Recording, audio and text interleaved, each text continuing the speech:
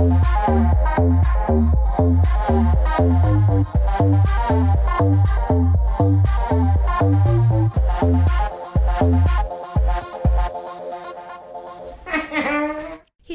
we go. Always. Okay. Always, every time.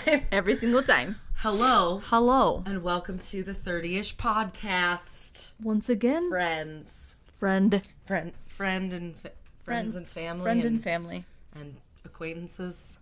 All of the above. Yeah. Well, happy Sunday. Yep. We skipped a episode. We skipped a week. this week's. Shay I had a little family emergency. She had some family stuff in Texas, so we couldn't record this week, so that's why. But that's all right. It's okay. It's fine. We're coming back at you. We are right now. Cleopatra coming at you.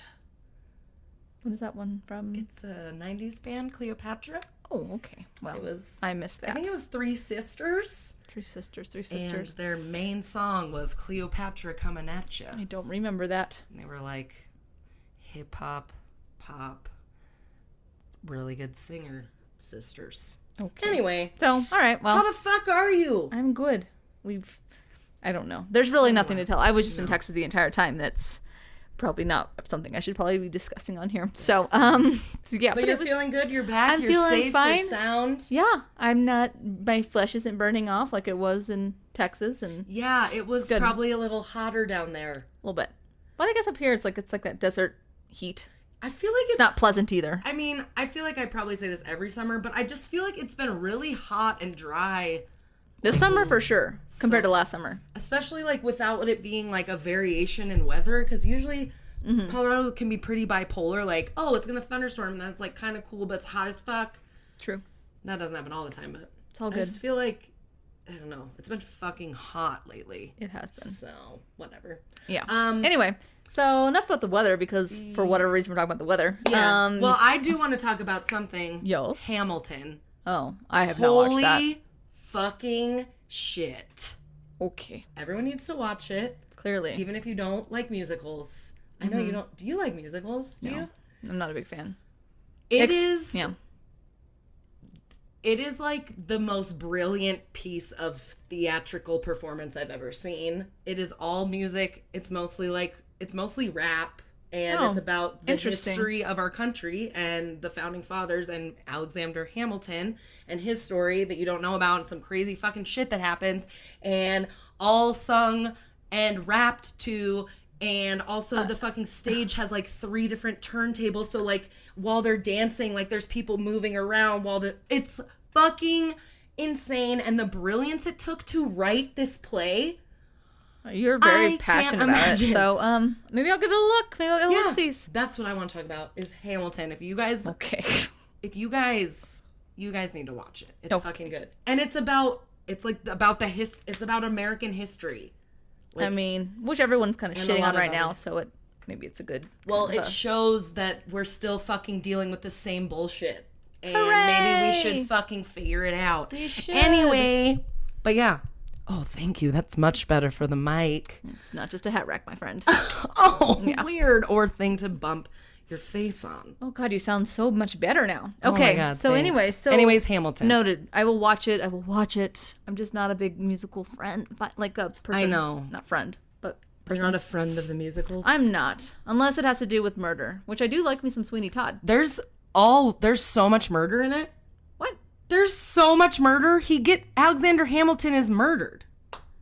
He's shot. There's a lot of Oh yeah. There's lots of murder. Oh, then it might be right There's up my murder, alley. there's sex, there's fucking scandal, there's fucking amazing dancing and music and rap and like the fucking just the amount of talent in these people and the voices.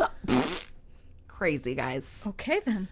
This is a fucking ad for Hamilton, Clearly, obviously. We're getting $5, so just bear with us. And it's like, oh, now I see why that tickets are like $500 each, because like... That makes sense. I just didn't understand the hype, but now, okay, I get that. Amazing. It's mind-blowing. Okay, I will watch it. And yeah, if you don't like musicals, it might be a little weird for you. But honestly, if you can just be like, what a piece of art this is. Perfect. Appreciate it for that. Okay. To be or not to be. Anyway, That's all. Okay. Awesome. Well, noted. I'll just log that away. Yeah, good. Awesome. Okay. That's my pop culture for today. Perfect. So what are we drinking today? So today we're drinking this concoction I came up with while I was walking through the the fruit section of the grocery store. Hi, Aunt Donna. Circling it. Hi, Aunt Donna. And somebody else is saying hi to my you. cousin. Oh, there you be. And so I couldn't really figure it out until I walked around the produce aisle like 4 different times and looked like a crazy person. But Don't we all? So today we're drinking, it's pretty. It's like a blackberry cucumber smash. It is. It's pretty delightful.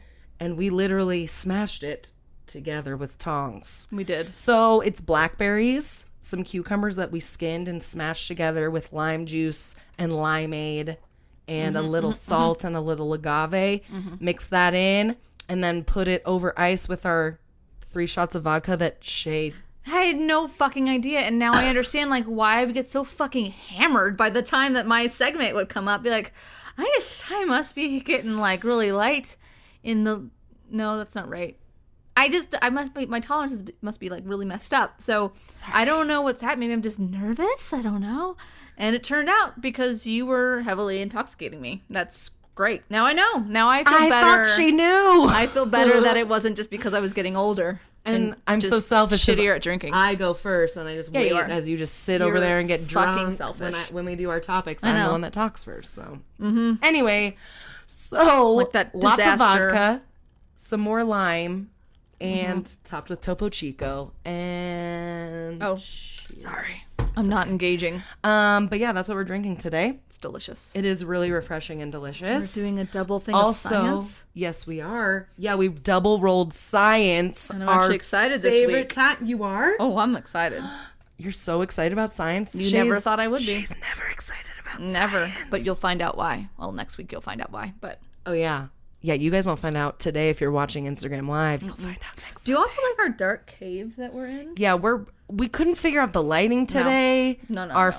We were doing God bless recording our drink segment today because just so you guys are aware, look out for a Patreon coming soon because we're starting to record some videos and some content for that. Stuff. So anyways, our battery fucking died during that. We're just having a great old time. It's fine. But yes, we double rolled science. I'm pretty excited. I'm stoked for it too. Are you? I'm gonna get in your fucking brains. Oh, okay. I actually thought you were gonna do something different, but maybe not. I always get inside your brain. Well, that's true too. You are quite a mindfuck. Thanks. You are quite a mindfuck. I don't even know. What a compliment. It's the 45 shots of booze in this. And we've only just begun. Aww. Welp, I think we should begin. Yeah. Welp. Welp. Say it 4 more times fast. Welp. Perfect. We're going to head out and we'll catch you on the flip side when we talk about science twice. Bye-bye. Hello, everybody. Fucking double dose of science. Are you guys ready? Yeah, but speaking of science, one episode first when I rolled science, I did an episode on the science of blue lights and their effects on our lives. Do you guys remember that? Oh, yeah. I talked about the blue blocks, and I also talked about LED lights and how they fucking flicker and shit, and how this blue box company is like coming up with an LED light that like doesn't flicker. Right. Well, it's out. Oh. And I just wanted to tell you guys that you can buy them now. That's amazing. I haven't looked online. They're probably $1 million. No. Okay. They're probably, I feel like their shit's expensive, but it's like, it should be. It's a blue light that but also, but they're also pretty, like their sleep mask that's like incredible is like $40, which I don't think is, like it's expensive, but it's like within reach if you copy that. Like for a sleep mask, do you want to spend that? But like, and their glasses are, kind of expensive, but it's like they're fucking protecting your goddamn eyeballs. That's true. And that should be more money sometimes. That's true. Those people gotta live. They gotta be healthy so they can make that shit. 100%. That's kind of what I'm talking about today. Okay. All right. I'm all about it. Let's see what you got to say. Today I'm gonna be talking about how to change your brain thanks to neuroplasticity. Okay. Talk about neuroplasticity today. Damn, I honestly thought that you were going to talk about how the environment has changed because of coronavirus. I thought you were. Shay, no, I'm not today. You missed your fucking opportunity. I missed my goddamn... we're going to have plenty of opportunities to be talking about that. I know. It's fine. All right, go ahead. Because it ain't getting better anytime soon if we don't wake up. That's my science I like for it. the day. Perfect. All right, moving on. Next segment. Okay. Just joking. So obviously this is going to be a very super introductory Bree's 101 version of neuroplasticity. Of course, I'm not a doctor, so... You're not? It's going to be fun. News to me. It's going to be fun. Read some books about it. It's fucking crazy. Amazing. So, basically is... It gives us hope that we're not stuck in our thinking, that we are always thinking all the time. Oh, I got his head stuck. Oh, God, the cat. I'm sorry. Are you okay? Oh, I'm sorry, Bubba. Okay, he just went out and I locked his back in there. Anyway, okay, go on. So what is neuroplasticity? And then what's going on in our brains? Okay. We're going to talk about that first, okay? Like it. So basically neuroplasticity is the process of rewiring our brain by forming new connections and weakening the old connections that are already there fucking So it's like working it out, you're getting rid of the fat and gaining muscle. Yes. But for your brain. Building new roads for new paths to... Or we don't need roads. Exactly. Perfect. We just need neural pathways. I like it. Okay. So I'm all about it.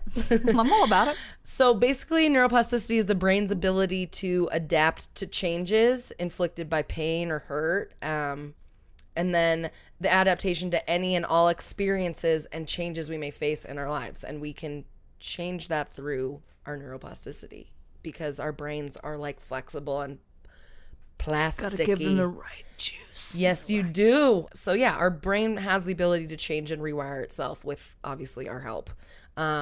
So our old wiring in our brains is what basically holds us back. It's the things that we unconsciously do or say to ourselves, or the ways that we automatically react to things. And it's like basically by reinforcing those patterns in our brains and not changing how we react to those things. We are fucking ourselves up, basically. Makes sense. And it's way easier to just fall back into how you've always felt about something when our brain is literally programmed to do that unless we are aware and change it, which we can do. 100%. Gives us our power back. I love it. So how our brain responds to these things is also just how our brain keeps us safe in certain situations, which also fucks us up. So let's talk a little bit about the ways our brain there's three main ways in which it tries to keep us safe. Okay. And one of these ways is loss aversion. And it's one of the strongest gearings of our brains. And basically it's our preference to avoid loss over trying to gain any reward. So like losses are twice as powerful in our brains than when we win. That's why you remember things that are fucked up in your life so much easier than you remember something that's good. Right. Another way our brain tries to keep us safe is unconscious bias, making us feel better about ourselves. And also, so basically that's us gathering millions of bits of information that our brain processes in a certain way, and then unconsciously we categorize that and format it into familiar patterns, and then that creates these unconscious biases that we don't like to acknowledge that we have, but we do, whether it's gender or ethnicity or disability, sexuality, body size, whatever, profession. Right. And if you're not aware of it, you just, we say shit like about with our unconscious bias all the time, like whether it's good or bad. Whether it's good or bad. Yeah. Exactly. Sometimes you just can't help it. And then the other way our brain tries to keep us safe is with our survival emotion. So this is like your little fight or flight. So trying to keep us safe from the tigers, back The in tigers the day. that roam the streets of Fort Collins. Or the Carol Baskins. Those bitches. So the survival emotions, so we actually have two types of emotions, survival emotions and attachment emotions. And we have more survival emotions than attachment emotions. So the survival ones are fear, anger, disgust, shame, and sadness. Got all those.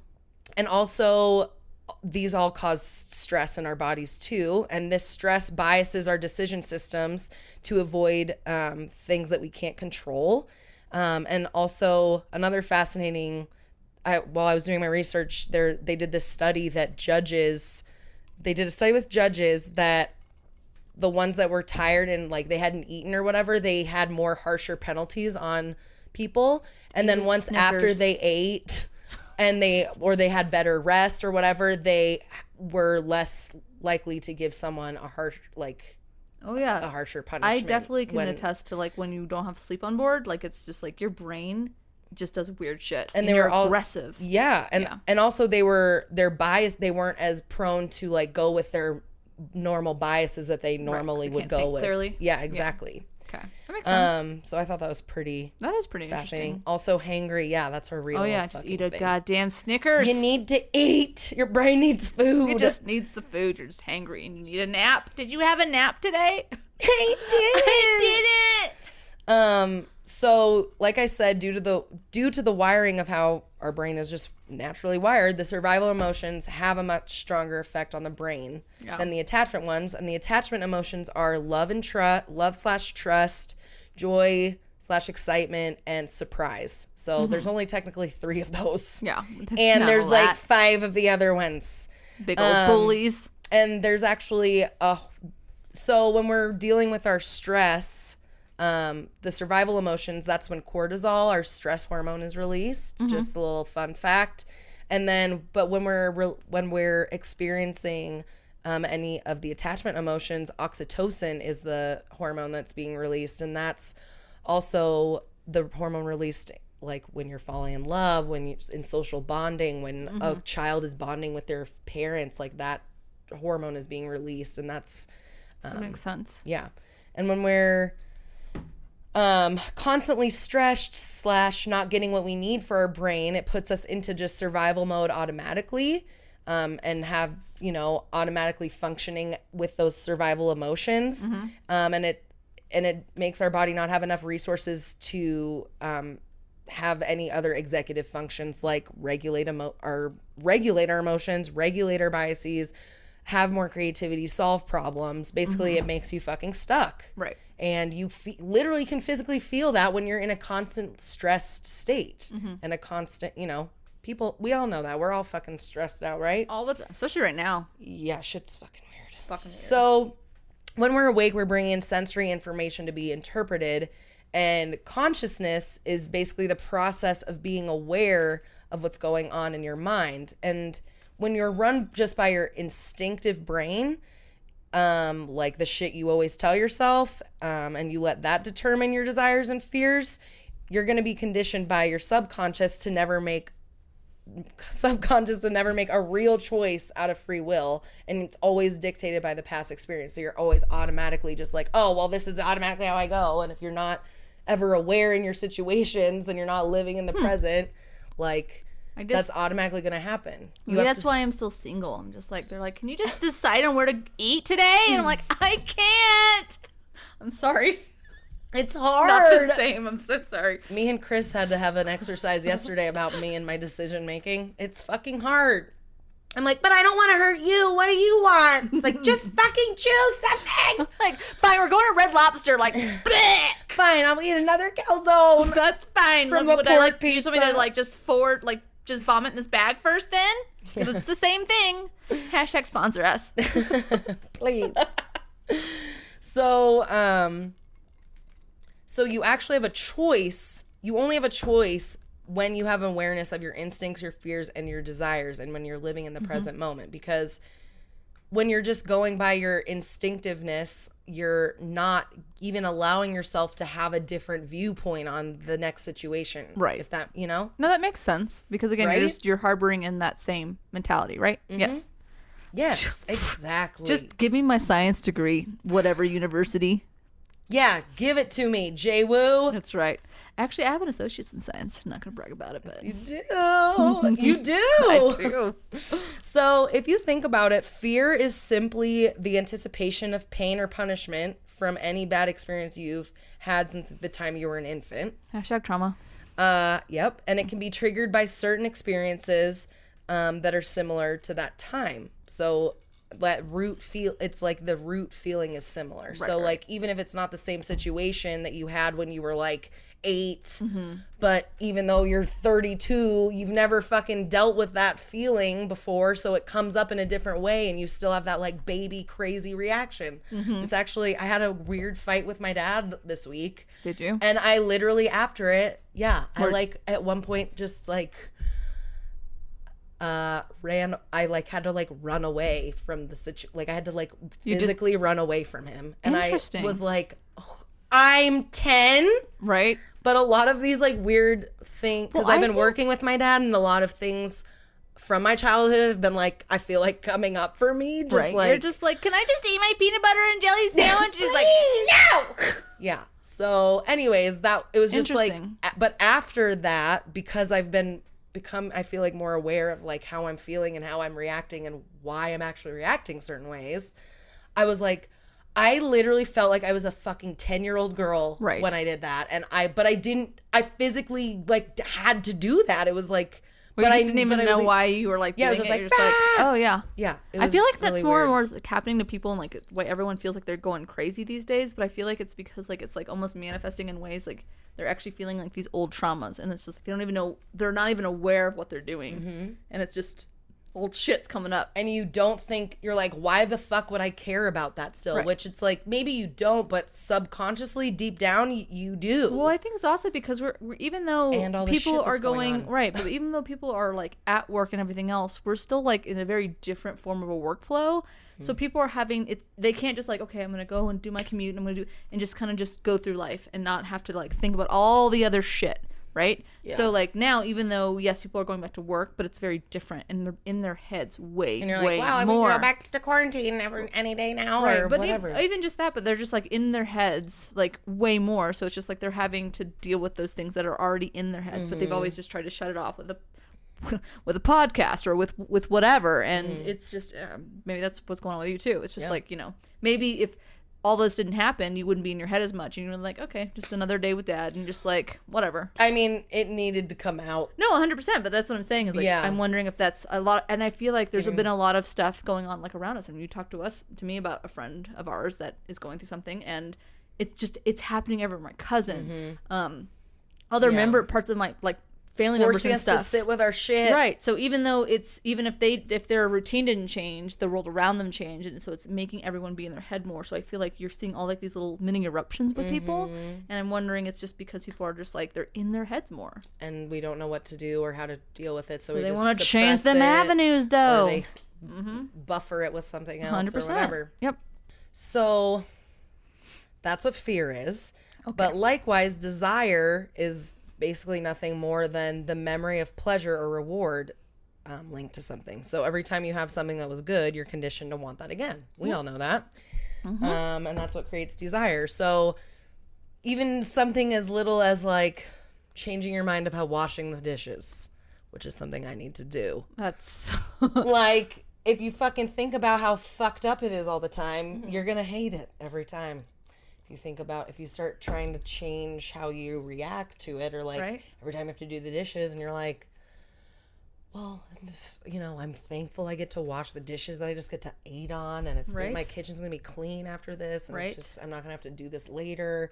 100%. If you start, or think of it as, obviously it's hard to fucking do that. Sorry. It just sounds better when you speak into it. But, just think that there's going to be mermaids and sunshine every time you wash the dishes, and that's basically the key. Oh, I guess that's true. That's right. You should do that. Some people need that, 100%. No. But, and then when fear and desire together are projected into the future, that creates anxiety. And when fear and desire together are projected into the past, that can create obsession. And so I'm learning so much today, Brianna. you are good. I am. So basically, shit. So basically, shit.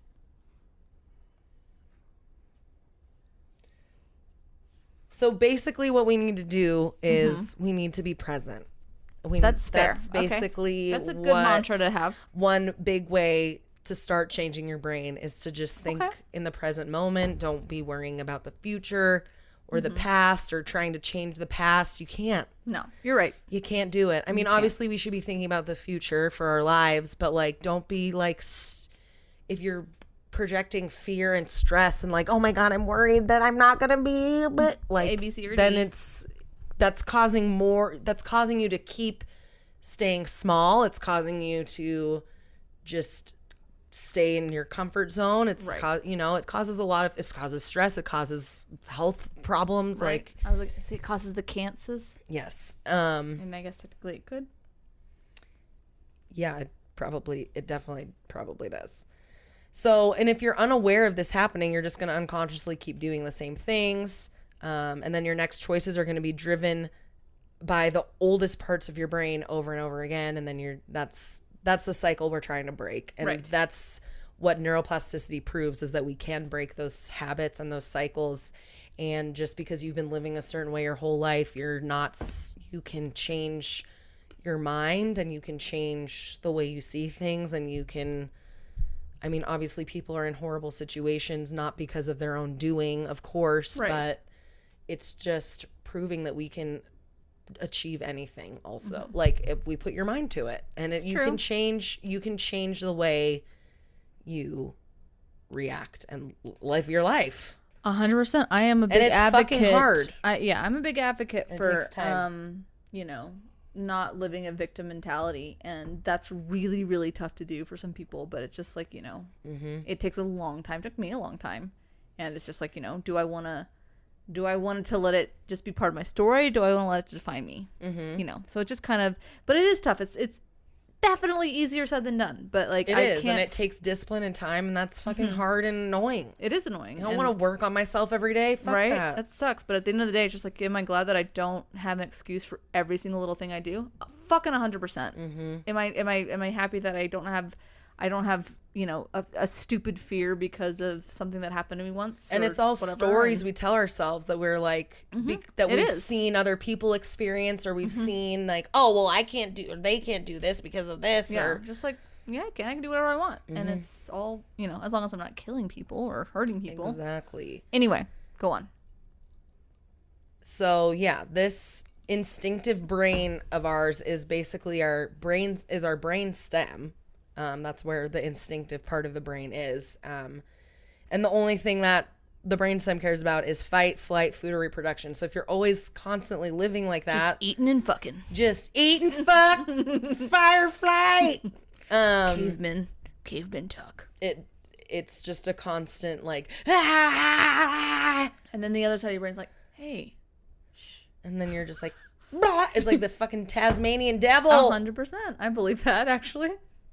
I mean, obviously we need those things we need protections in our lives, but you don't have to constantly live in those things all the time. You can't. When you're trying to decide what to eat for dinner. That's why a lot of them didn't have a very long lifespan, because their brain just kept screaming at it. Yeah, and they're just like, I'm going to have a heart attack at 29. And they did. Also, there's this really amazing TED Talk by... Some of this information I got was from a neuro scientist. Her name is Dr. Tara Swart. Ooh. And she has a really cool TED Talk about like nationalism and how we can change our brains, and like how, and like she talks about racism and and it's just, good. It's really it's fascinating, and just like, and she also talks about how like, because back in the day, like when we were cavemen and then we finally figured out how to survive, our next instinct was to was competition. So like to take down other people's tribes or whatever. I don't know. She explains it a lot better, but it was just like, oh, that fucking makes perfect sense. Right, just that part of the brain is just like, kill them all. Because because the next way to survive was to be better than the next person. It's competition. Or whatever. Or that's kill them all and take their things. Caveman brains thought. Yes. Anywho. It's very caveman. So now let's move on to neural pathways. Which are basically what allows the brain to be formable and moldable because of them. It's what creates the neuroplasticity in our brains, are these different pathways that we have that connect to different things to make us react a certain way. So basically an example of this is when we learn to drive a car. So it took like when you drove a car, that was your first time ever driving a car. You obviously had learned some stuff about it, but you had never driven a car. Right. I remember one time, this is probably nothing to do with anything, but like when my dad was like, you're going to get in the car and you're going to drive. I'm like, I just had my permit for a week. And he's like, it doesn't matter.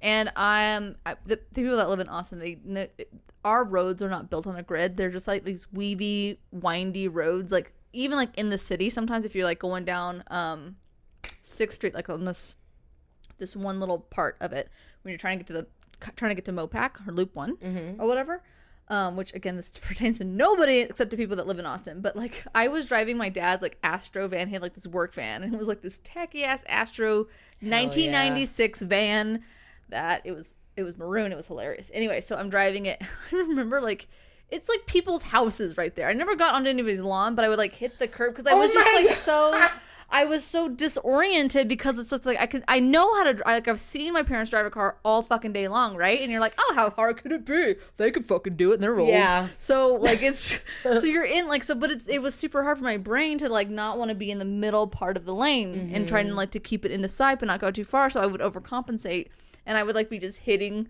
the curb, and he's just like sitting there like. He wasn't on his phone because he didn't have phones back then. But he was just like, "You're fine. Just keep going." I was like, I remember looking at him like, it's like Cher in Clueless when she just hits the mailboxes. Should I write a note? Yes, that was kind of how I felt. Like I never hit any mailbox and I would just like kind of like hit the curb. We kind of would go up like a little roller coaster, and I would go down, and I would be like, he's like, "You're fine. Just look forward." I'm like, "Okay." It builds character. Keep going. It's fine. I just don't want to drive. I'm like, okay, this is a really weird way to like. It's like when you're watching the people like throw their babies into the pool now to make them sweat. I'm just like, it makes me like almost vomit when they're like, okay, there you. Which I've never seen that till like this year. I had never seen that before. I was like, is this and child the baby's abuse? Like, he's just like they're just like. So like flailing to the top, and the fucking instructor's just like snapping over their face, and they're like, just what are you doing? I'm not in the womb, and I know that. Can you get away from me with that? Like, pick me up. I'm gonna drown. If only you guys could see our bodies and us flailing one day, right now. One day when we get better equipment, we absolutely will be recording our entire episodes. But and when we start having it flawless, we don't have to say like every once in a while like delete that. So yeah, that's true. Anyway, and I'm gonna have to start wearing pants. Just kidding. Why? I'm joking.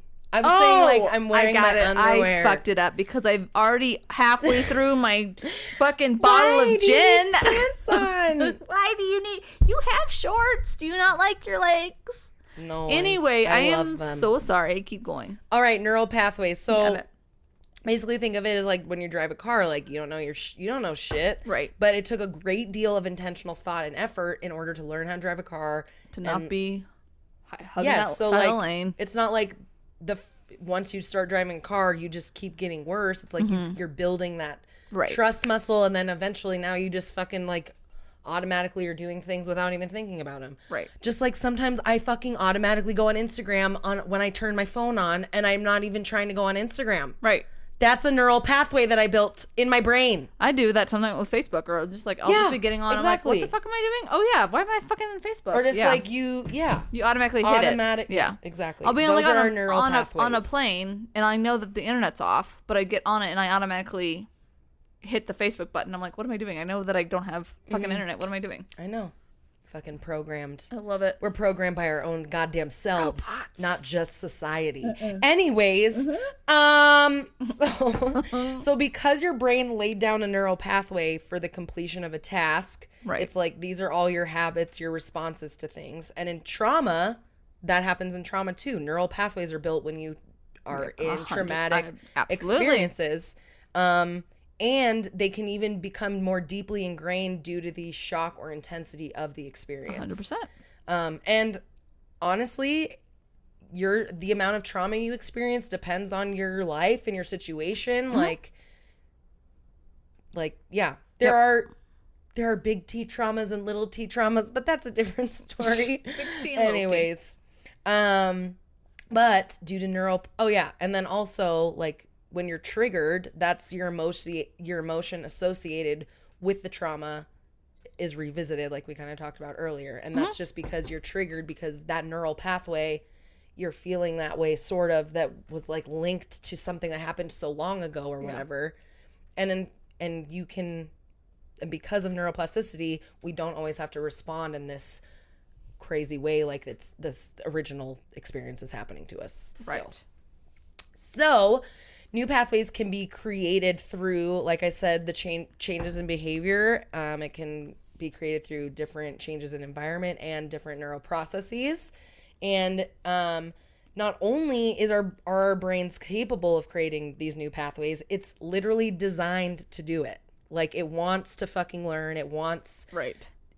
They're highly resilient, and they desire to be flexible. And our brains literally desire to learn more. Like, shocking. You never stop fucking learning. Right. Ever. No matter how old you are. You can teach this old dog new tricks every day. You can. You could teach your grandpa how to use Instagram. It's fun. Dude, my grandma can. Like, she is a little badass, and she knows how she can, like, she wants to, because she wants to keep her brain moving. So she's all about it. So she knows how to fucking use Facebook and Marco Polo, and yeah. Marco Polo. Like, I told my cousin the other day about Marco Polo, and he was like, "What? Like the game you play in the pool?" I was like, "No." Yeah, she just puts her phone somewhere and then she wanders away and then yells Marco and then the pole. It'd be amazing. Wonder if Alexa plays that. But honestly, I was like, somebody should create like an app that like you can, if you're like lost, if you lose your phone all the time, be like Marco and like Polo. It'd be amazing. If you don't have an Apple Watch because you don't want to pay like $1,000. But then it's gonna listen to you even more intently. That's true. Good call. Good call. Yeah, you're right. Don't. Yeah, that's a bad idea. You need some really good robot ears for that shit. 100%. Where's my phone? Yeah, that's fair. I mean, it's just, I guess, find my phone or whatever. That's true. Anywho, so also our brain has a desire to heal itself and heal us. But we just have to give it the right things to be able to heal itself, because our brains like build plaque and shit. That's which has been brain plaquey. We get brain plaque, and that's what can cause Alzheimer's and shit. We need to take care of our brains too. Not just our bodies. Yes, our brain is our body. That's true. It is. It is. I mean, it's part of our body. It's not. Now I'm getting drunk. Yeah. Dude, see, this is exactly what happens. I'm pointing at my empty cup, just so you know. I'm pointing at my empty cup. This is bullshit. So, in order for this work to actually change and heal us, you need to first have a ton of awareness. So start being aware, and it takes baby steps. I mean, I'm not talking in personal experience, just kind of like, I just have, what? Jesus Christ. I don't know. Am I just transferring my drunkenness to you? Yeah, like, you are. What's happening? So you need a fuck ton of awareness. You need to be mindful. And we'll talk a little bit more about how to be more mindful later. And also, you need the acknowledgement, and you need to be present.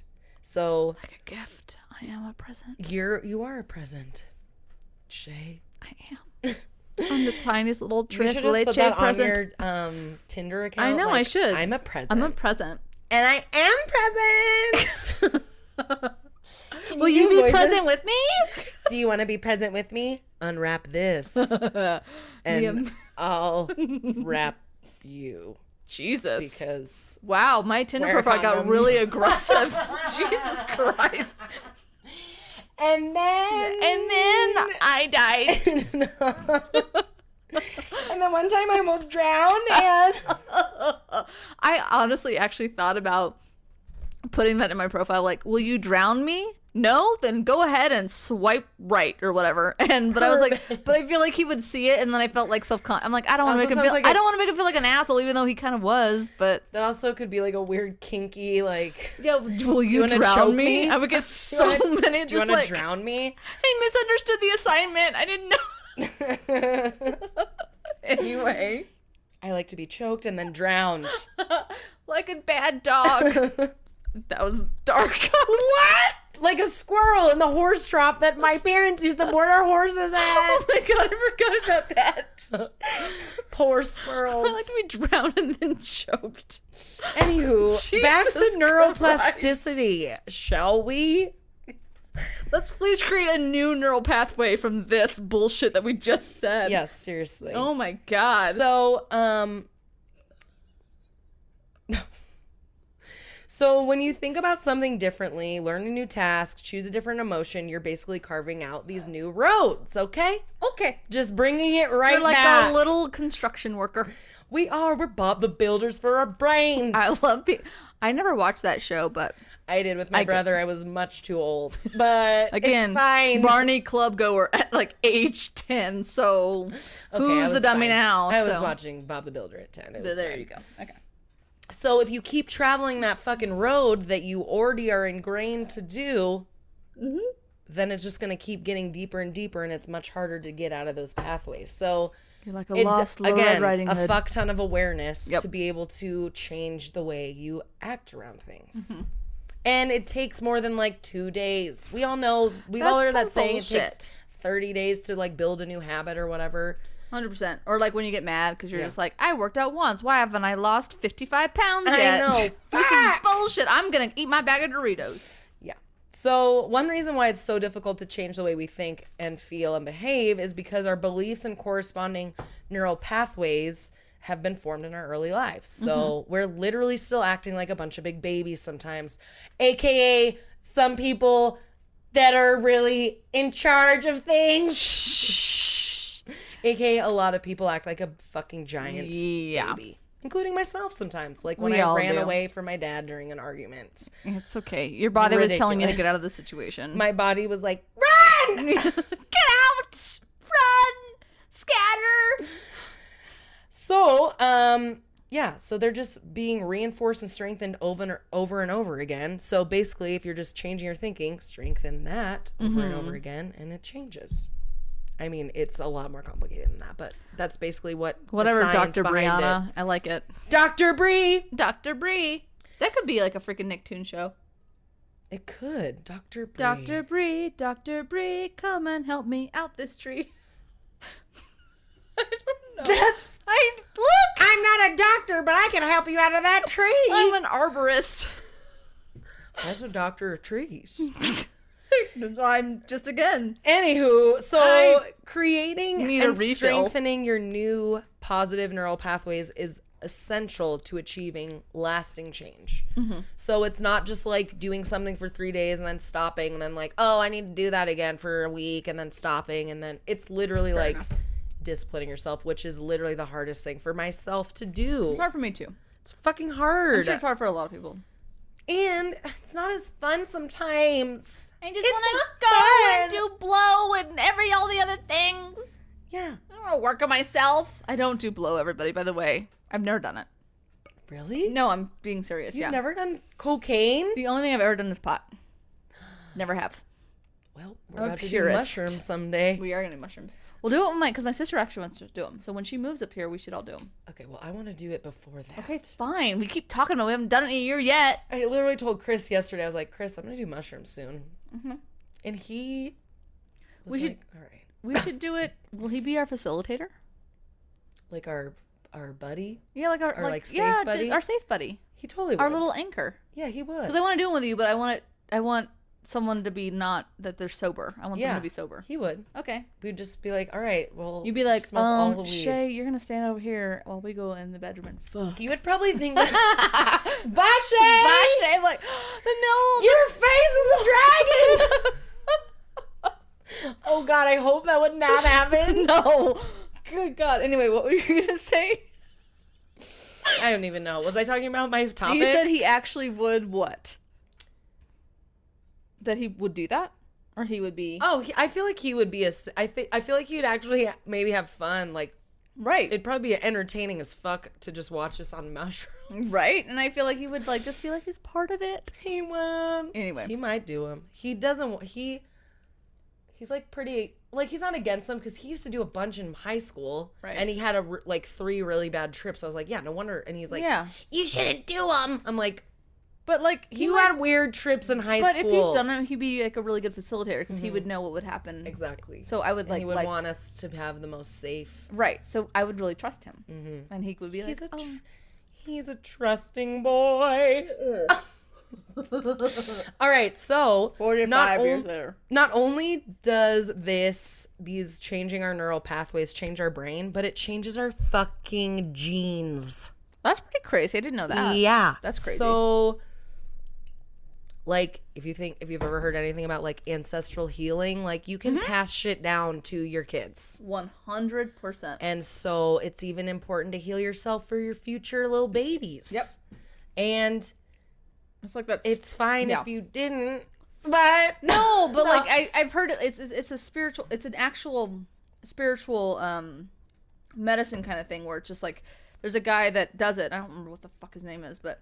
He talks about, like, yeah, okay, so what's your ailment? Okay, that goes down from, okay, your mom, your grandmother, your great-grandmother, your whatever, and then he can, like, clear it. Yeah, and it's that's interesting. Literally proven by science now that in our genes it's passed down. Mm-hmm. So it's pretty cool. Google some more shit about that because it's fucking crazy. I'm going to look up his name and I'll know who he is and then I'm going to tell you about it. But that's a whole, we'll do that on another episode. So what can we actually do to change our brains? How do we help it besides...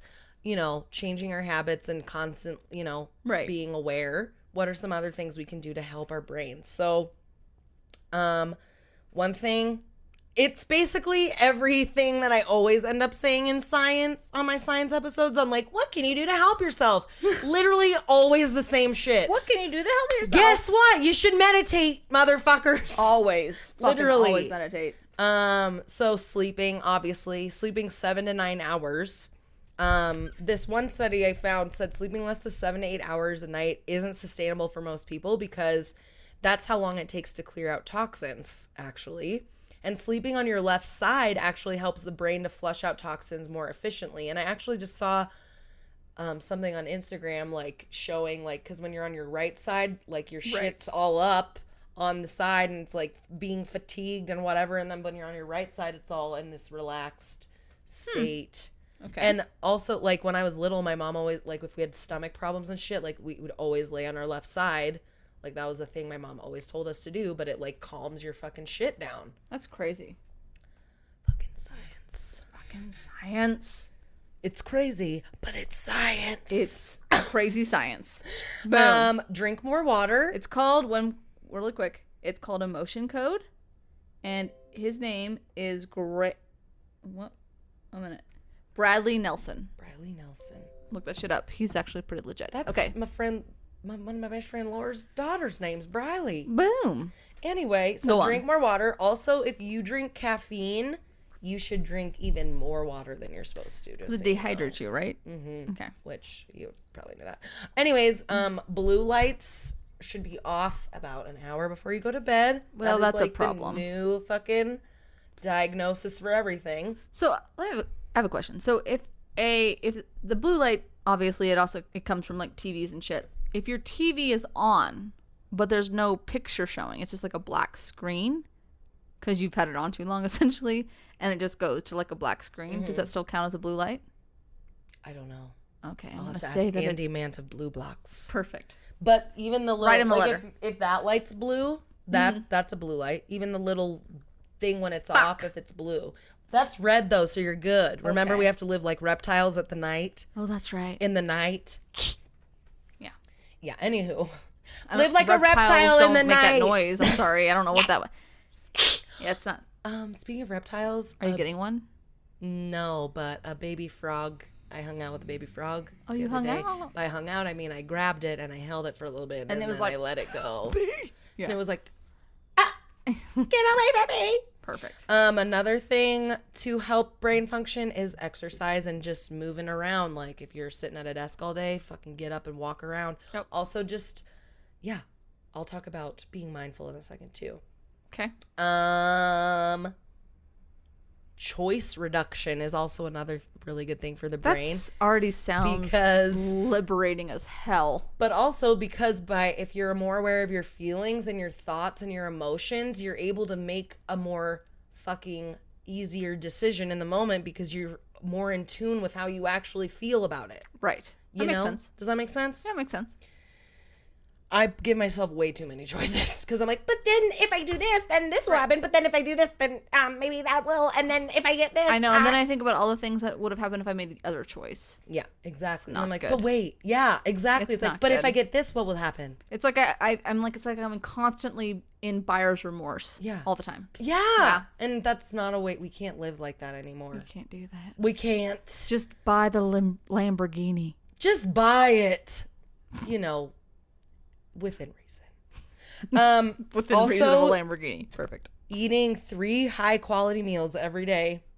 Food boosts your brain, obviously.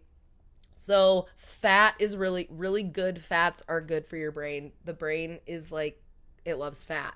Right. And fat's good for you. Omega-3 fatty acids especially. So you get a lot of that from fucking fatty fish. So salmon, mackerel, anchovies, tuna, trout, and motherfucking oysters. Thank Jesus. Really? I don't like oysters. Oh my God, I love oysters. It's probably a problem. Hashtag Whole Foods Buck a Shuck on Fridays. Also, some high omega-3 fatty acids you can find in chicken, turkey, and lamb. And then also in algae, if you're not a little meat eater, is really high in omega-3 fatty acids. Sure I'm not. Seaweeds and stuff. Not an algae eater. It's good for you. You could take supplements. I don't like taking other fish good oil. brain foods are nuts, beans, seeds, turmeric, broccoli, avocado, blueberries, eggs, whole grains, just to name a few. Okay. So let's talk about mindfulness a little bit. Mindfulness basically means paying attention in a particular way, on purpose, in the present moment, and non-judgmentally. That's other fucking main part of it. You can't judge yourself for the ways that you're really thinking. hard. It's really hard to not judge. Yeah, that's even tough. when you're like, why am I thinking that? You're still judging yourself for thinking that way. It's and just get angry at yourself. It's just like, all right, I thought, like, accepting that you can feel that way. Right. And then moving forward with like, all right, but next time I want to think about it this way or whatever. I'm not a fucking doctor. But Are you sure? so mindfulness also means maintaining a moment by moment awareness of your thoughts, feelings, bodily sensations, and your surrounding environment. So like, like thinking about how you're feeling about certain things or like everything you're doing. Like if you find yourself like, oh, I'm fucking just scrolling on Instagram, like thinking like taking a second being like, am I actually enjoying what I'm doing? Am I actually like, is this actually something I want to be doing? Movement. Yeah. And if it isn't, like, that's fine. Don't be like, what a dumbass. Just be like, that doesn't serve me right now. That doesn't serve me right now. So I'm just going to set it aside and do something that actually will. Yeah. And then starting to do that, it makes sense to me. I just haven't had the discipline enough to just actually 100%. do that all the time. But easier said than done for sure. But it's nice to be able to know that we can fucking do that. Right. You know, it gives us our power back. And then also, anyway. I like it. Okay. I like it.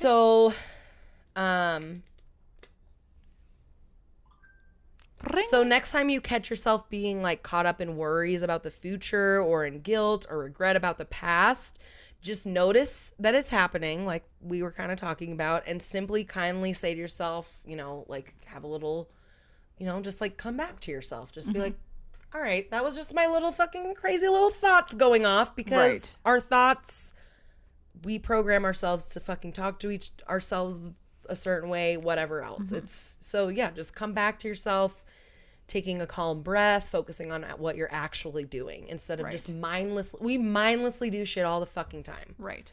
At least I do. Right. And it's just about like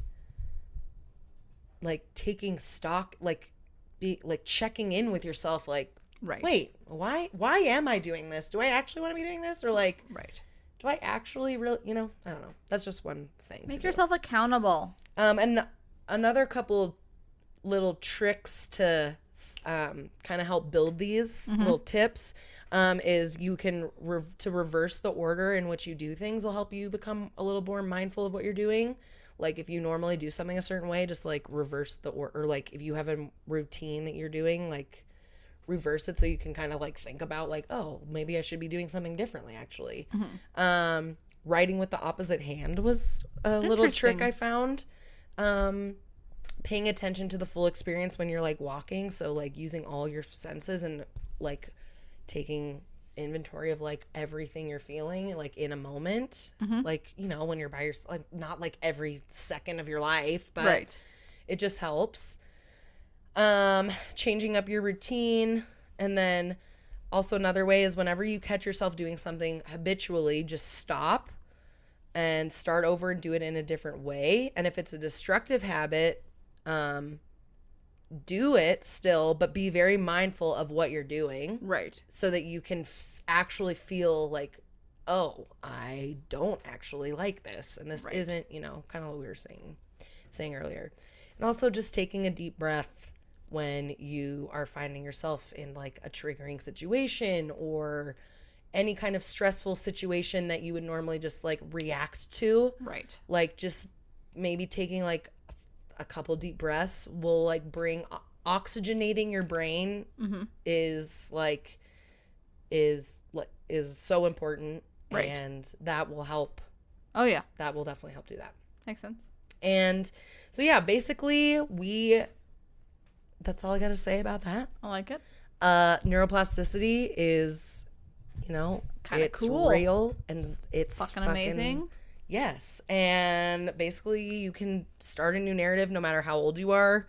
Our brains are like, I know we've learned that like your brains are so formable when you're young, which is fucking 1000% true, but we can fucking learn new things, change our brains no matter how old you are. Right. They've found that. My grandma can. Then you can too. Yes, grandma. And also just choosing love and trust over fear and hate. And so like if you're in a situation, like also thinking like, am I acting out of fear or am I acting out of love? Right. Is another way to just be a better fucking human being. Right. And also like there's a lot of times where you like when you just like are able to catch yourself, it's kind of like another reinforcing way to like, I got myself. Like, right. I don't know. I like it. If you like to be an asshole and stuff, like this isn't going to pertain to you. But no, it's not. I don't think any of you like. You probably wouldn't be listening to this if you were an asshole. That's true. Just but saying. If you know people that are assholes, yeah, maybe they just need to choose love. Yeah, they do. But you already knew that. They do. And that's it. I like it. That science. Was nice. That was a good science. Brie, the science geek. That was pretty close. Shay, May, the science bae. What's your middle name? Shay. That's cute. I forget it. Hold on. I am before you're anything else. Shay Ray Tay. Ray. It's Shay Ray, the science bae. Yeah. Yours is way cooler. I know. I should have my own show. Fine. Brie, Tree, the science D. Brie. We could do this for hours. And we should probably not. Let's move on. Okay. Here we go. Round 45. I don't know. Is it about my number with 45 lately? 45. 45. I wonder what that means. I don't know. I should look on numerology. Do it. All right. Number 2. Number double dose of science. Yep. Okay. The second dose. The second dose. Okay. So everybody, I'd like to apologize in advance because I'm going to butcher all of these names. Okay. Here we go. They French. I also just want to apologize to Austin because I feel like he judges me. I'm just kidding. He's just trying to correct me and educate. He's just trying to educate me in a nice way. So I appreciate you, Austin. He's our fact checker. He is. He's a good man. He is. He's a good man. Wants to keep us on our toes. That's right. All 45 of them. Just kidding. 45 toes. 45 toes. I'm also, so my second drink of the afternoon is from my cousin Taylor brought these beers over, and it's apparently America's oldest brewery. Yingling. Yep. 100%. In where is it? Yeah. Massachusetts? I think it's in Pottsville, Pennsylvania. Pennsylvania. Yingling. Yeah. You can't get you can only get them in Pennsylvania or like randomly once a year or something. 100%. So, right? Yeah. So, your cousin brought them? Cheers to you, Taylor. Yeah, he brought them to me. I don't know why he was. Thanks, Taylor. Yeah, thank you, Taylor. It's good. It's pretty delicious. I'm not gonna lie. It's gonna be a little more slow roll than my, 3-shot of a drink before. Also, I will never let that go now. Just so you know. Maybe I should cut it back. No, don't ever. It makes it more fascinating. Okay. Here we go. I watched an episode of Drunk History yesterday because I was trying to watch the Alexander Hamilton Drunk History. Nice. Have you ever seen that? Well, I have you obviously not. haven't because no, I haven't seen the Drunk History one. Alexander Hamilton. No, that's one of my favorite shows too. Drunk History. So fucking good. Right. One of my favorite one is with Natasha Leggero, and I just remember she's talking. I think it was after a commercial break, and she's kind of getting a little sauced, and then she just kind of stops, so the camera goes back instead of the reenactment. It goes back to her sitting in the chair, and she's just like. What were we talking about? just her brain just stopped thinking, and it was super adorable. Oh my god, it's so silly. But that came out we started watching Drunk History came out when we were. Oh no, 2007. I feel like it was right after. For me, it was right after high school, and it was right. Yep. Okay, here we go. You ready? Science. Are you ready, you guys? You're gonna be so mad at me the rest of the month. Shay Ray, the science bae. Shay Ray, the science bae. I could be Bill Nye's incompetent assistant. Mm-hmm. Somewhat competent. I would just kind of throw weird facts in the dark. He would just correct you all the time. He just it would just be the entire show of him just correcting, just blatantly actually, wrong. that's called this. Yeah, it's actually called this. And they're like, so we got 5 minutes in the episode, and then our time is up because she just wouldn't shut the fuck up, and I had to keep correcting her. I'm like, no, it would be, but it's fine. Okay, here we go, Shay Ray. Science bae. Science is about, and don't worry, you guys, this really is a science one. It's Joseph Wagner, the French Ripper. And don't worry, though. It's all about science. But it's still about science? It's still about science in a minute. So just 1 minute. Okay, so... The French Ripper. The French Ripper. So this guy, he killed twice as many people as Jack the Ripper. And honestly was... What? He was known way less. Maybe because, Jackie Boy didn't get caught. I don't know. Maybe. I don't know. Did Jack the Ripper never get caught? No, he never got caught. There's some theories on who it might have been, but he never. There was no charge associated with anybody, and he committed those. So Jack the Ripper committed the crimes in 1888, and so this guy's crimes was from 1894 to 1897. So hence everyone was like, we're gonna call him the Ripper too, so it's fine. So he was just. Whoop, I said Meanwhile, in America, Alexander Hamilton was rapping his way to the top. Just kidding. What? So he was just... Whoops. He wasn't at all. He wasn't at all. Watch he the might play. have been in his heart. I don't know. He was... Okay, so I wrote this wrong. I wrote he was just slapping people left and right. He actually was slaying people left and right. He was not just slapping them. It was more than slaps? It was a little bit more than slappage. It was more than duels. Okay, so he was also known as the killer of little shepherds due to the fact most of his victims were young men and women who were tending to their little flocks. So the murder's really quick because this is really not about Joseph. It's not about murder. It's not about murder completely, but a little bit. Okay, so in November 1894, he killed a 13-year-old girl and mutilated her body. Great. A few months later, he did the same thing to a 17-year-old girl. In 1895, he killed a 58-year-old woman, and unfortunately had sex with her dead body. Nope, he doesn't. He's like one for all. And we are all one. Yes, that's pretty much. And he had sex with her after he killed her. His two. Yeah, I just don't understand either. Just I'm gonna sue you. So he. I know this makes me sad. It's foul. I just don't even understand it. So. His next, sorry. And then a few days later, he killed and mutilated a 16-year-old girl. His next two victims were 17 and 15-year-old boys. So he just, I mean, again, he's all over the fucking map. He's just trying to figure out what he likes. He just is like, I don't like, it's like he's in a kid and he's like a, never mind, I'm not going to say that. That's horrible. No! Okay. So he was 17, oh, I'm sorry, not he was. His next two victims were 17 and 15-year-old boys whom he killed and castrated. In 1896, he murdered and raped a 19-year-old woman, as well as a 14-year-old girl, and he just mutilated their genitalia, which is awful.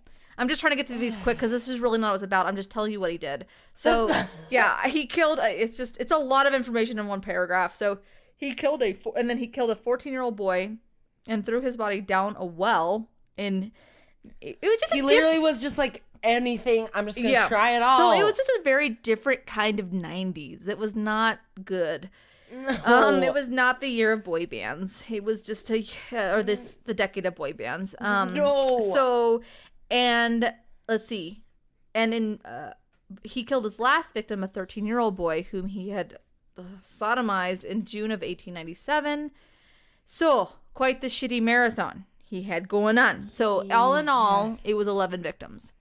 So yes, twice as many as Jack the Ripper. But again, like I didn't, until I researched initially the first person that I researched that wasn't him, I had no idea about this guy. So, which I think is kind of interesting that he's just not well known. Yeah. So some have estimated that some have since estimated that the killer of little shepherds claimed more than 11 lives, to which he confessed. And they think that he might have killed as many as 27. So, but he only confessed to 11. Only. Just a fucking Ted Bundy. Oh, it kind of, but like he just didn't have a type. I don't know if this is true, but I read like 3 different things about how Ted Bundy he used to work for like a suicide hotline. Yes, he did.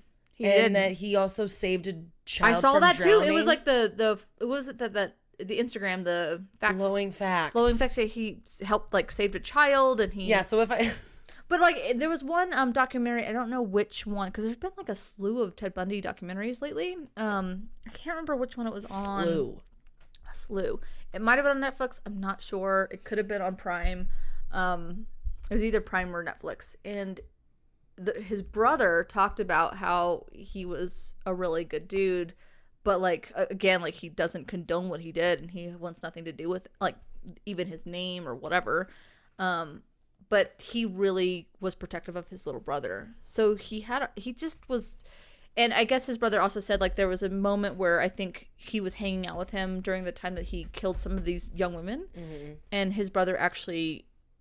He says he remembers him getting visibly upset with himself, like Ted Bundy was upset with himself, and he like purposely, like he abruptly like ended like the visit he was having with him and made him go somewhere else because he didn't want his little brother to be a part of what he was doing.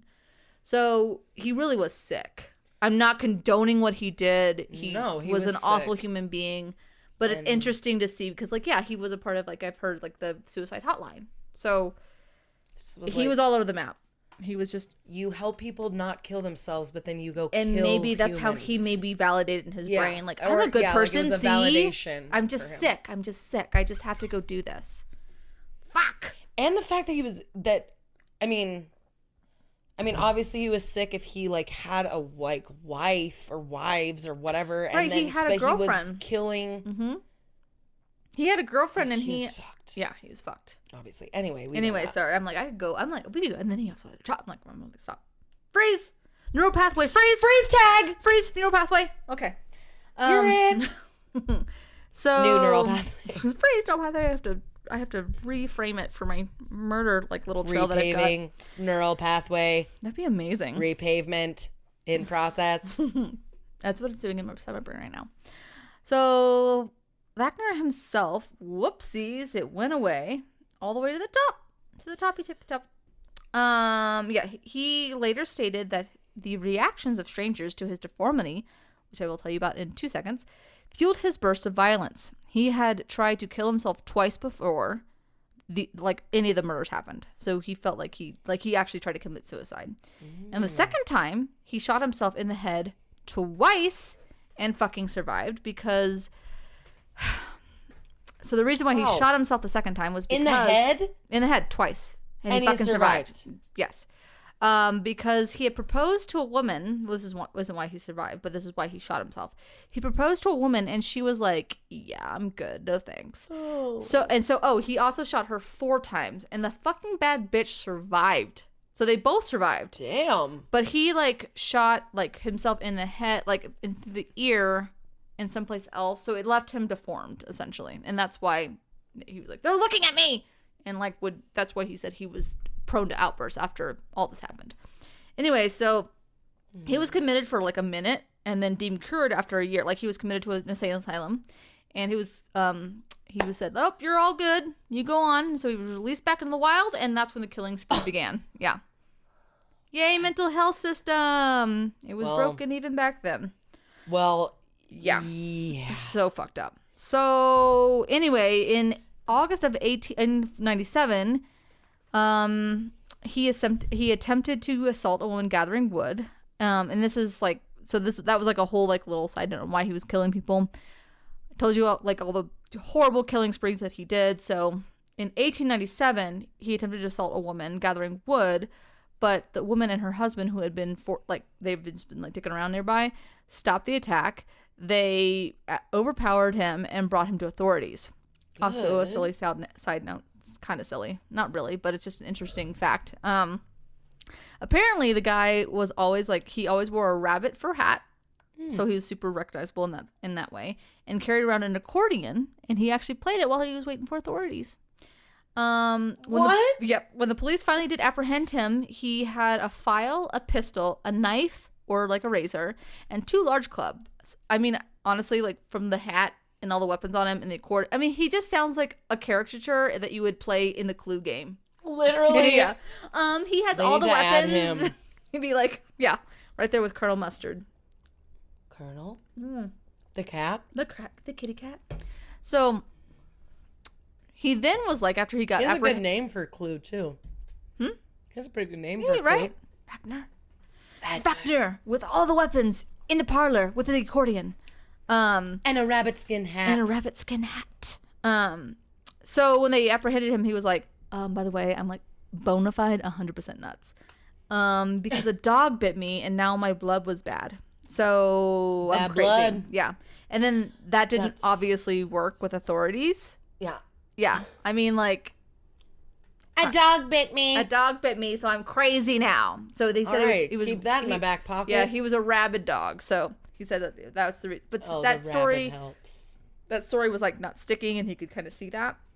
So then he switched up the story and declared himself that he was sent by God, like Joan of Arc. So everyone was like, "The fuck is he talking about? Jesus Christ!" So enter. It's like, yeah, like Jesus Christ. Jesus Christ. So enter this badly butchered name, Alexandre Lacassagne. I don't know. Lacassagne. Yes. Essentially, he is the French Sherlock Holmes. Yes. So this guy was a pioneer in forensic science. Here comes the science, you guys. Here it is. I tied it. Yay, me. Okay. So he studied toxicology, bloodstain pattern analysis, and decomposition.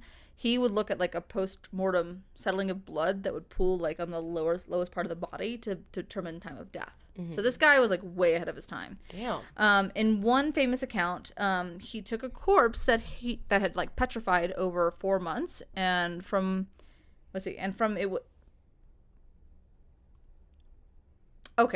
that was petrified for 4 months, and from it he was able to deduce that the victim was once a smoker with chestnut hair and a slight limp. I don't fucking know how. Wow. And remember, this is like back in the late 1800s. I might be hit with a few shots, but I'll walk with a lamp. Something. Anyways, what? Yes, sorry. Exactly. But yes, so he was able to be like, he's got one eye and a guilty conscience. He felt it. He felt it. So he knew. That's... So again, this was like, especially in 1890, right? Like late in the late 1800s. Like this was like way ahead of its time. So he was also the founder of again, I'm butchering it. I apologize. The Lacassagne school, like the Lacassagne School of Criminology, and where he taught his students to study the trajectory of bullets and the angle of stab wounds. His school also ushered a new way to handle crime scenes, it's a much more hands-on approach. Like he went to a school where he was like, you guys are just like fucking talking in a room. I don't really. It was like he was like let's get some kinesthetic learning going on. So like, hey, yeah, pick up like his like look and touch this body to see like where. I mean, obviously he probably was before the time of gloves to not contaminate the crime scene, but he was still like, you need to like actually feel and look and do autopsies and really have that hands on, just be like not making like wild accusations in the dark, which is what was happening, right? So yeah, wow, what a fucking fuck, right? So well, I think this happened, so that's the truth. That's the truth. You're in jail forever because the devil told me so. So he really felt that his students really needed was like practical experience and not just lectures. So students assisted in 80 or more criminal autopsies each year in his school. Each session followed like a rigid protocol. A lab chief or the Lacassagne, oh my god, Alexander, I'm gonna just call him that. Lau.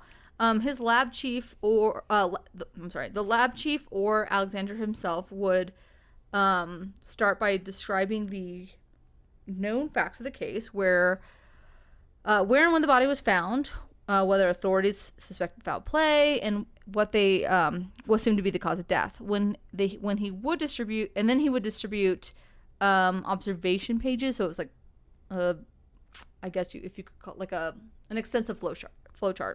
Like a flow sheet.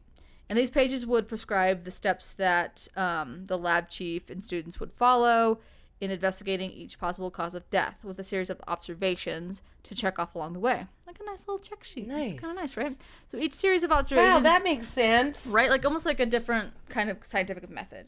So each series of observations would lead like to the next, and so on until they arrived at a conclusion. Crazy. So what a concept. So his credentials were pretty solid against like crazy dog boy over here. So he's like, yeah, no, I got the stuff that I'm gonna figure out. Like if you are fucking lying to me, that you're crazy. But what's a hero without a little rival, right? So Caesar Lamberza, he was like his Italian counterpart. So Caesar Lamberzaro. Lambrizaro. That's probably how you say it. Lambrizaro. Perfect. And perfect. Mi amor. Jesus Christ, it keeps going. That's amore. You're just calling him your love. When the moon beats your eye. He just beats your eye just senselessly. When some guy beats your eye, fucking kick him in the balls. That's not amore. No, it's not. But Get the you know fuck what? out of there. That's your fight or flight, and listen to that shit. Yes. Don't repave that pathway. So anyway. What the fuck did I just say? I don't know, but it was pretty spot on. Perfect. So Lamberzaro believed that criminal behavior was due strictly to a biological aspect, where oh my god, there's so many L's. Oh my god, damn it. I'm sorry. Where Alexander was like, nah, bro. You could be like a perfectly sane person, and due to like environmental circumstances or whatever, you could do some really fucked up shit, but you can still do it completely sane. Where he was like, no, once you're pretty much prone to that at birth. You know, it's like that thing with like dogs. It's like, are they born bad or they just like have shitty owners? They have shitty owners. Mm-hmm. Some have obviously some mental whatever, but you know what I mean. We all know about that. We all know about that. So anyway, so Alexander set out to prove Wagner this was sane at the time of the crimes. It took him 5 months to analyze him. First, he determined that he was aware of what his crimes were at the time he committed them, which was apparent in his behavior in attacking the woman. He actually, let me back up. As I belch. Okay. So first, they determined that he was aware of his crimes at the time he committed them. So apparently, when he was taken into the jail and processed, he actually attempted to kill one of like the prison wardens or whatever because he knew he was kind of caught. So he knew like it wasn't like he was crazy. He actually like knew what he was doing. So they were like, well, he attacked the woman in the prison and he attacked the prison warden. So he probably knows what he was doing and everything else. He knew he was in trouble. And next they determined that he was aware the crimes were wrong through his attempts to hide what he had done. In one case, after leaving the site of one of his murders, he had been stopped by a policeman on a bicycle. When the policeman saw, like, from his papers that the two had served in the same, I guess, like, the same, like, kind of army together or whatever, he told him of his hunt for a murderer. And Wagner lied to him about seeing a man running across the field. So that he was like, oh, yeah, no, he went through the bushes over there, and I think he went got a hot dog. I don't know. Well, he went that way. Like, I'm gonna go this way. So bye. So he knew. Yeah. So he knew like people were looking for him. So it wasn't like he was just in a fucking daze. So yeah. So in the end, while the panel determined that Wagner was occasionally delusional and suffered from persecution complex, which just means he may have felt like people were out to hurt him. So he might have just like was like, I just felt like he just had to defend himself. Yeah. So they acknowledged that, but they're like. That they just decided that was not the root cause of his actions. As such, he was declared fit to stand trial. That's #science. So, boom, brought it back. He's fit. Brought it back. So he did try and make the trial a hot mess. As he entered, he shouted, "Glory to Jesus! Long live Joan of Arc! Glory to the great martyr of our time! Glory to the great Savior!" So he's just acting like he is a fucking, I don't know, fallen angel or some shit. So. He also wore his white rabbit hat as a symbol of purity and screeching and howling during the reading of evidence. So he really tried with all of his fucking might to be like, I'm fucking nuts. Don't kill me. So the jury ignored him and sentenced him to death by guillotine, where he actually went kicking and screaming. So like he wasn't like, all right. Yes, I got it. That's fine. He was like no, like fucking cartoon holding on, like can't, like he was freaking out. He was 29 years old, so almost 30. Damn. Not quite. He was only 29. He was only 29, and if you look he was 30ish. If you look at his pictures, which you should post them, like he looks like he's fucking 40. But there you be. Hey, the 1890s were rough. True that. You died when you were like 45. Right. So this was like his like in the Middle Ages. I don't think that's true, but yeah, it's pretty true. I mean, yeah, because it was 40 something. Like yeah, that was probably actually you lived like a long life if you got to your 40s. So for Alexander, the trial was a shining moment in his brilliant criminal justice career. He completely changed the game on how Jesus Christ, Shannon. Crime jeans. God. So how we should make crime jeans. Crime jeans? Crime jeans. How we just like Jesus Christ, Shay. Wow. Crime jeans. Crime jeans. Look at that'd be amazing. Like it'd be like 1-800 like patches of like unsolved mysteries 100%. And like you're like a walking milk carton. Red markers that look like blood. It's like the new milk cartons. I love it. Go, baby. Have you seen this? Just like put your ass in someone's face, and they're like, "I haven't seen that little boy, but will you go on a date with me?" You're like, "Have you seen this little boy on?" No. What? Oh my God. We'll call them the Michael Jackson pants. I almost wore my Michael Jackson shirt today, and then I was like, "No, this is not what I'm feeling." So instead, I wear my Sturgis tie-dye shirt today. That's good. It's good. I approve. I'm feeling like I'm going to camp today. Does it look like it? I'm wearing pigtail. We baked some treats, and I mean, kind of, yeah. I'm wearing pigtail braids. We're gonna drop you off at the bus stop later. Yep. I have my sack lunch. We're ready to go. I have my lanyard strings. Perfect. I like it. Okay, it's perfect. Okay, so he completely changed the game on how crime scenes were handled and studied, giving investigators a different array of tools to work with. It would be a new kind of practice based on practical training, extensive research, crazy, and translating that research into standard procedures, like a cause and effect. Wow. And in terms of human benefits, villains were brought to justice, innocent people were freed. The overall civilizing effect on society was like kind of like, so that's how like what his work brought to the table of just maybe it wasn't as amazing as like Darwin's theory, because he just like took what was going on, restructured it, and was like, do this better. Here you go. So I think that's why this is a better way, right? To actually find out what's going on. 100%. So he really was a big pioneer in that sense. That's sweet. So his legacy continued in 1923, where he petitioned for the creation of the International Police Commission, later Interpol, which helped gather and share data of criminal activity for years to come. Wow. # science. It's a short but sweet. Shit. Science and a lot of bit of crime. A lot of crime, but it was still filled with science, so it's fine. I liked it. Yep, good. It was great. And fantastic. Motherfucking crazy rabbit fur hat killers. Gotta love that rabbit fur hat. Yeah, you do. I love it. Glad he got the death sentence. He did. Kicking and screaming. Okay. Well, I guess that means it's time to roll our dice, and it's time for me to give your spiel. To say hello and thank you for continuing to listen, or if this is the first time you ever listened, hello and welcome. Welcome to the podcast. Welcome. My friend was just telling me that she made her boyfriend watch She's the Man, and he liked it a little bit. How do you not like it? I know, it's you just take whatever that is and you stick it right up there.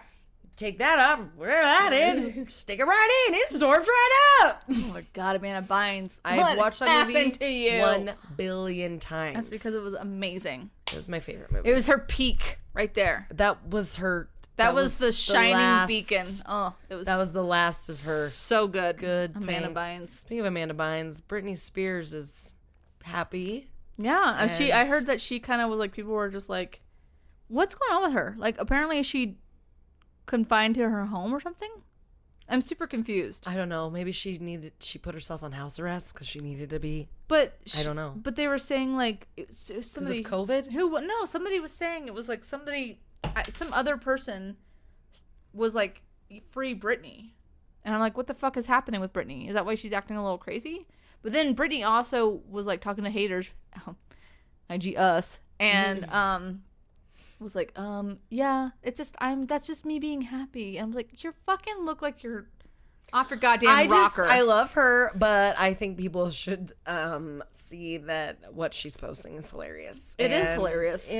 Don't make fun. I mean, whatever you want to do. You do whatever you want to do. do. If you're gonna put shit on Instagram, you have to also be like, I laugh at it and I post funny things. You're not gonna get the greatest like whatever, because that just is what it is. And I love her, and I want her to be well, but if you're going to post that shit, I'm going to share it with people because... 100%. You look bona fide nuts. You were a huge part of our life. 100%. And still are. Mm-hmm. Anyway, enough about Britney Spears. Yep. You brought it up. If you guys don't follow us on Instagram, you definitely should. THURDYISH, because sometimes you can't spell shit right, and it's fun to not. It's awesome. Anyways, yeah. Let us know what you're thinking about us. You can DM us, whatever. We love your little DMs and your comments, so thank you. Rate and review us on iTunes. That's always fun because then that helps other people see the pod. Mm-hmm. The pod. And then also more people that aren't complaining about our traffic stops. 100%. Will see that. I say this every time, but I have that issue with driving, and I'm always like, fuck, I need to be a better driver. Anyways, perfect. But yeah, we love you guys. Thanks for hanging out with us. This is awesome. The best. So thank you. Let's roll some fucking dice. See what we're going to talk about next week. What? Bitch. Here we go. Whoa. It's going to be science again. Watch. 6 is... I think it's paranormal. Oh my God. This is why I cannot drink too much. I got 3. Okay. I got a 3. Okay. What'd I get? You got... That I believe is cooking. No, wait. No. Is it food? No, 4 is food. History? 4 is food. You got... No, 3 is cooking. 3's cooking? Yeah. Oh, shit. Yeah. Sweet. I'll do paranormal. Paranormal and cooking? Fuck yeah. Paranormal and food? I love it. Fuck, what am I gonna do? How the fuck the restaurant industry is doing right now? Fuck. That makes me sad. No, because there's way too many opinions and feelings. And is there? about, like, people shouldn't go out, but everyone wants to go out, but we shouldn't, but we should, but you should wear a mask, but you shouldn't wear a mask, but you shouldn't. There are too many opinions. But you need to stop going to restaurants, but you shouldn't go, but you need to support them, but you need, it's like, that's what? tough. That one is really tough. Basically, this episode would be, it's a clusterfuck. Good luck. Goodbye. I'm glad I don't work in a restaurant. Take care. Yeah, pretty much. Okay, well. Anyway. I hope you guys had fun. We did. Hopefully you weren't too mad at me about butchering all those French names. I will try and pick stories when it comes to crime that I don't have to butcher the name. So you're like, you're a fucking idiot. Or it'd be fun to, like, just I make think nicknames I for honestly think I just get tongue-tied and then I just get all nervous and then I just can't say it correctly. That's fine. Which is a problem if we ever do live shows because I'll be fucked. Yeah. If we ever, we will. I'm sorry. I'm going to manifest that shit. Yeah. Manifest it. Sorry. All right. Yeah. When we do let's change that shows, neuroplasticity that you when we do live shows are bad yeah. at. No, yep. I need to just make sure that I'm saying it all correctly. And that's what we'll do. Okay. All right. Anyway. Well, we'll jump that jump when we jumped that jump. Perfect. Like Evil Knievel. And let's blast off to the sunset. Bye-bye.